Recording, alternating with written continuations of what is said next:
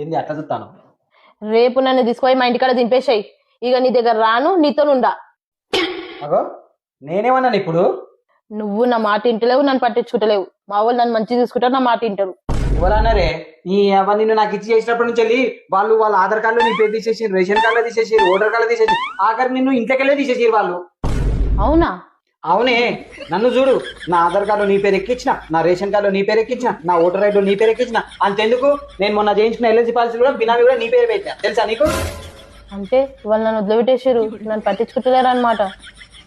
మాట కాదు, నిజమే. ఇంత చేసినా కానీ మళ్ళీ నువ్వు నన్ను అరుచుకుంటలేవు, మంచిగా చూసుకుంటలేవు అని పడుతుంది నన్నే. సారీ అండి. ఇప్పటి వాళ్ళ ఇంటికే పోను, వాళ్ళ ముచ్చటే తీయ. మీతోనే ఉంటానండి, మీరు చెప్పినట్టు వింటానండి. సరే సరే పోనీ, ఇప్పటికైనా తెలిసింది కదా. అక్కడ ఏముండదు నీకు, మొత్తం ఇక్కడనే. ఏది ఉన్నా ఇక్కడనే.